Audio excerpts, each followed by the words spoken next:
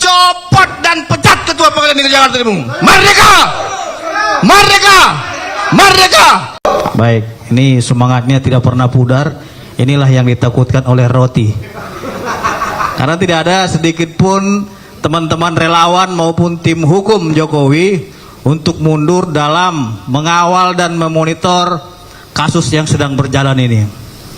Tapi hari ini tim hukum Jokowi bersama dengan relawan Jokowi hadir di sini untuk memberikan pernyataan sikap terkait dengan proses hukum di Pengadilan Negeri Jakarta Timur yang sudah tidak relevan dan ideal lagi dalam pelaksanaan penegakan hukum yang cepat, sederhana, dan biaya ringan. Kita ditontonkan dengan guyonan-guyonan, lawakan-lawakan, sirkus, dan berbagai hal lainnya terkait dengan penegakan hukum yang sedang diperjuangkan oleh Bapak Jokowi selaku Presiden ke-7 Republik Indonesia yang telah menjabat selama 2 periode dalam membangun republik ini. Teman-teman yang kami banggakan dan kami hormati, ada beberapa poin yang menjadi catatan petisi ahli di dalam kasus yang sedang berjalan ini, sehingga kami menganggapnya adalah abuse of power dalam penegakan hukum. Yang pertama, berdasarkan catatan kami di petisi ahli, bahwasanya ada strategi hukum yang dilayangkan oleh tersangka untuk mengulur dan menunda perkara ini masuk ke dalam pokok perkara sehingga menghindari peradilan yang objektif dan dapat diketahui oleh publik. Catatan yang pertama adalah dugaan kami bahwasanya Pengadilan Negeri Jakarta Timur ini kurang profesional dan Ketua Pengadilan Negeri Jakarta Timur layak untuk diganti dengan pertimbangan sebagai berikut. Yang pertama, Dr. Tipa Ujia yang bersangkutan itu seharusnya pembacaan dakwaan itu pada tanggal 6 Agustus 2026, pembacaan dakwaan yang baru, ya. Kemudian ia mengajukan pra peradilan, ya, untuk pra peradilan pertama itu 12 Agustus 2026. Ini sangat aneh sekali, ya, ketika pada tanggal 6 Agustus 2026 pembacaan dakwaan, Hakim Pengadilan Negeri Jakarta Timur dengan alasan sakit sehingga ditunda perkara tersebut menjadi 13 Agustus 2026.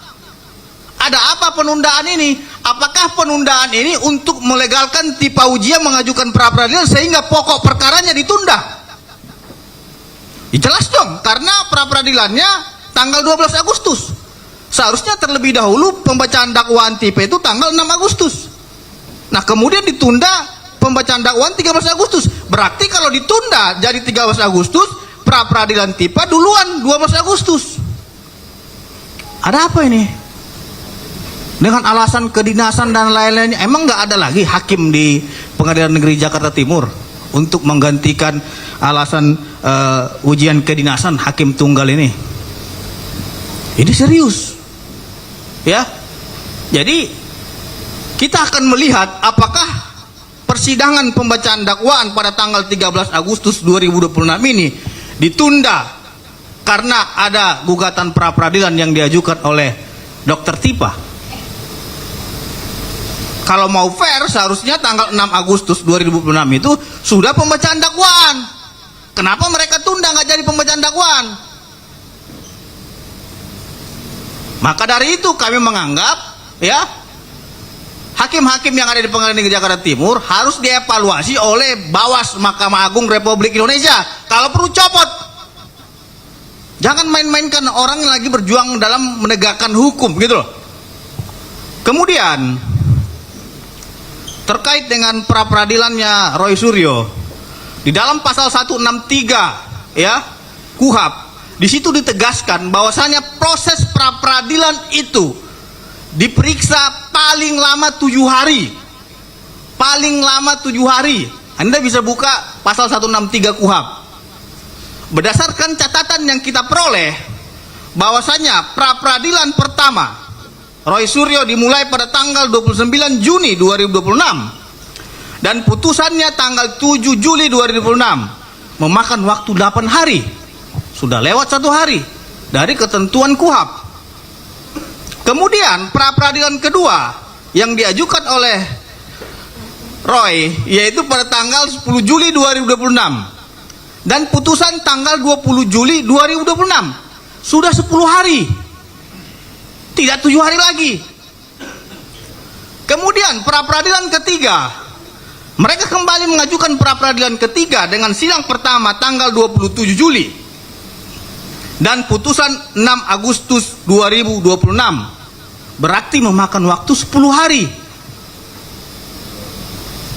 Jelas di dalam pasal 163 ya KUHP bahwasanya pra peradilan itu jangka waktu paling lama itu 7 hari harus diputuskan. Sehingga kami menilai ini hakim tunggal ya main-main ini terhadap ketentuan hukum acara pidana kita.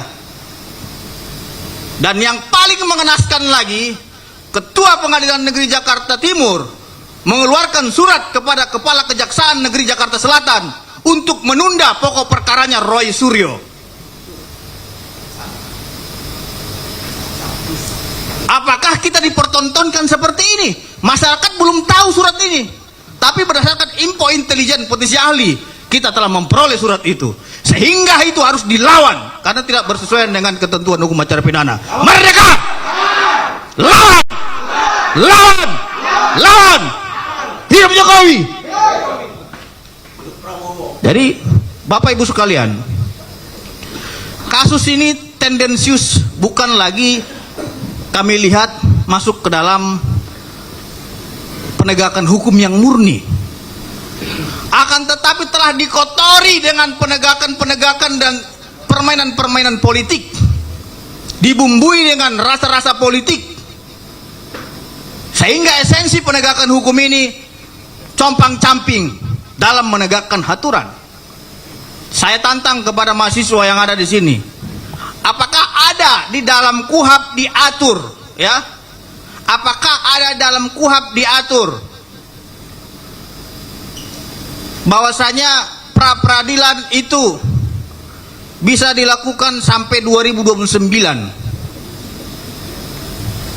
Karena kami menduga pra peradilan ini dilakukan sampai berkali-kali karena menunggu timeline untuk 2029 secara politik. Artinya Ketua Pengadilan Negeri Jakarta Timur tidak tegas dan tidak bisa mengambil sikap untuk memberikan keadilan kepada korban. Kami kira kalau memang Ketua Pengadilan Negeri Jakarta Timur tidak memiliki tendensi apapun ya, dia harus bisa mengambil sikap dengan tegas ya, dan melanjutkan pokok perkara, bukan malah menunda dakwaan yang seharusnya tanggal 6 Agustus dirubah lagi tanggal 13 Agustus, padahal sudah keluar penetapan sidangnya. Artinya dia mengamini pra peradilan yang dilakukan oleh TIPA. Bagaimana penegakan hukum kita seperti ini? Kalau seperti itu ditantang, kami kira ya tim hukum Jokowi dan relawan pendukung Jokowi bukan tidak bisa mengajukan pra peradilan. Kita juga bisa mengajukan ribuan pra peradilan. Apakah Pengadilan Negeri Jakarta Selatan mampu untuk menampung gugatan-gugatan yang akan dilayangkan? Kalau itu dilayangkan dan tiap hari akan diadili oleh Pengadilan Negeri Jakarta Timur, tentu kita mendesak agar Pengadilan Negeri Jakarta Timur ya jangan main-main, ambil sikap tegas, segera adili pokok perkara tersebut, karena ini sangat menciderai rasa keadilan dan tidak memiliki kepastian hukum, karena hakikat daripada penegakan hukum adalah kepastian hukum. Maka dari itu ya Bapak Ibu sekalian, jangan pernah dikira tim hukum Jokowi ini karena melihat dagelan-dagelan seperti ini kita lantas diam. Tidak. Dalam waktu dekat tim hukum Jokowi bersama relawan pendukung Jokowi akan mendatangi Mahkamah Agung Republik Indonesia.